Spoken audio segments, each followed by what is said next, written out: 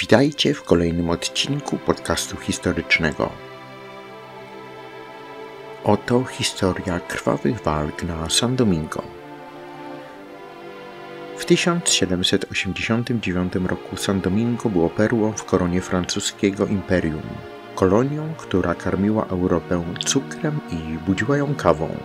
Z tej karaibskiej wyspy pochodziło aż 60% światowej produkcji kawy i 40% cukru, trafiających do filiżanek i stołów we Francji i Wielkiej Brytanii. Za tą niewyobrażalną potęgą gospodarczą kryła się jednak ponura rzeczywistość. Niemal 500 000 zniewolonych ludzi pracowało na plantacjach, napędzając bogactwo kolonii, której luksus istniał tylko dzięki ich cierpieniu. Dziś opowiem historię, która brzmi jak scenariusz filmu. Piekielne słońce, tropikalna zaraza, krew na czarnym piasku i polscy żołnierze, którzy zamiast walczyć o wolność, zostali wysłani, by ją tłumić. Czy żołnierz bez ojczyzny może z czystym sumieniem stanąć przeciwko ludziom, którzy tak jak on walczą o wolność? Przenieśmy się na San Domingo, rok 1802. Poznajcie dramat legionów polskich, które wbrew własnej historii stanęły po stronie ciemiężycieli, a mimo to zapisały się w pamięci potomnych jako bracia. Na przełomie XVIII i XIX wieku Polska nie istniała. Ziemie rozdzielone między 3 imperia, nadzieja zamknięta w walizkach emigrantów. Ale była nadzieja. Nadzieja miała nazwisko Dąbrowski i hymn „Jeszcze Polska nie zginęła”. Polskie legiony we Włoszech powstały z wiarą, że walcząc u boku Francji wywalczą niepodległość. Wierzyli Napoleonowi, choć historia pokaże, że jego obietnice miały granice, zarówno geograficzne, jak i moralne.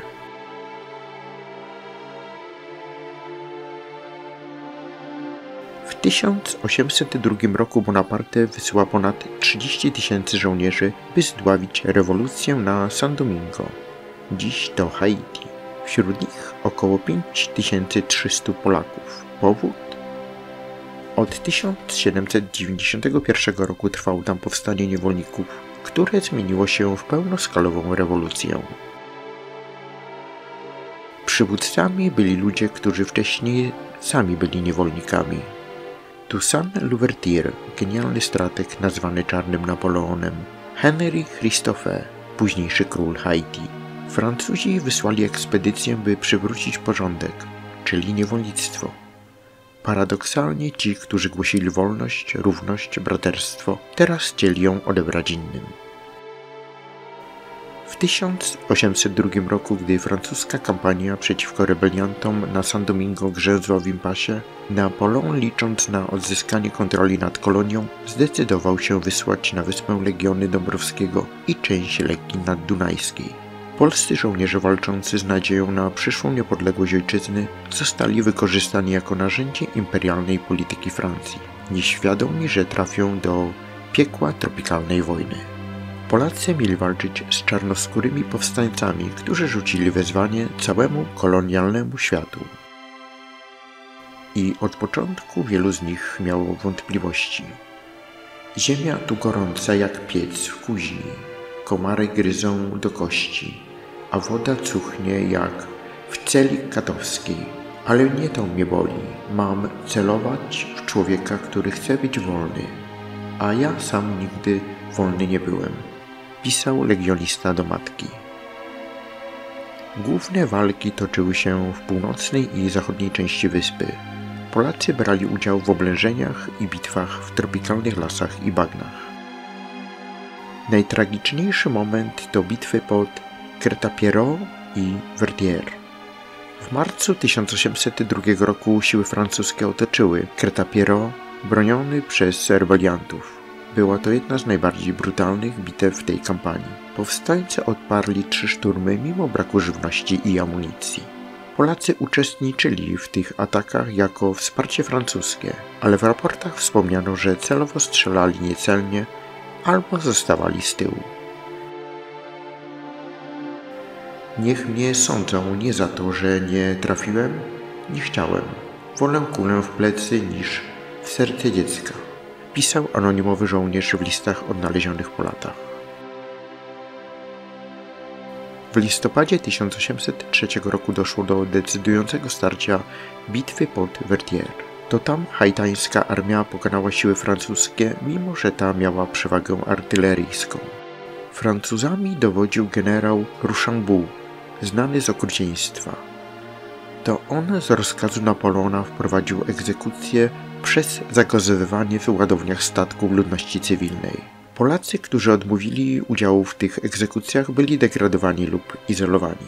Jeden z francuskich oficerów podaje także, że pewnego dnia Polacy dostali od generała Rochambeau rozkaz wymordowania kilkuset haitańskich jeńców. Około 400 polskich legionistów odmówiło wykonania zbrodniczego polecenia i przeszło na stronę rebeliantów. Brat zabija brata, ale nie w imię wiary ani chwały, w imię plantacji cukru, w imię bogactwa, które nigdy nie ujrzymy. Czy to nasza wojna? Notował kaporal Adam Czajkowski. Ale nie wszyscy legioniści mieli dylematy moralne. Walczyli u boku Francuzów i dokonywali mordów na ludności cywilnej, paląc i pacyfikując wsie i osady, mordując bezbronne kobiety i dzieci. Haitańczycy odpłacali im się okrutnymi egzekucjami, obcinali kończyny, palili żywcem jeńców. To była totalna wojna na wyniszczenie. Koniec roku 1803 przyniósł zakończenie walk. Po Vertières było już jasne. Francuzi przegrali. 1 stycznia 1804 roku Haiti ogłosił niepodległość. Pierwsze czarnoskóre państwo nowożytnego świata. A co z polskimi legionistami?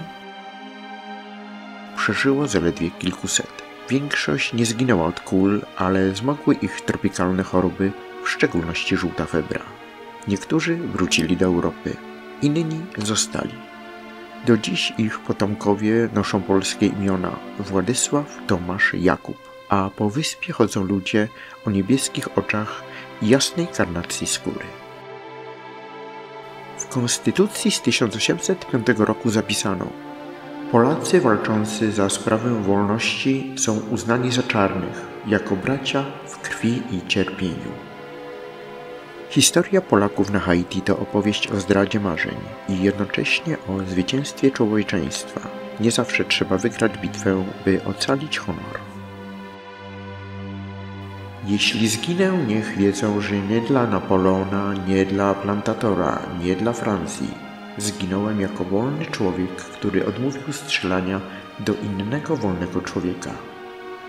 To ostatnie zapiski w dzienniku polskiego żołnierza znalezione po bitwie pod Vertières. Dziękuję za wysłuchanie dzisiejszego odcinka. Jeśli poruszyła Was ta historia, zostawcie komentarz, udostępnijcie odcinek. Jeśli chcecie, wesprzyjcie moją pracę. Dzięki Wam mogę opowiadać kolejne fascynujące, a często zapomniane karty historii naszego kraju. Do usłyszenia.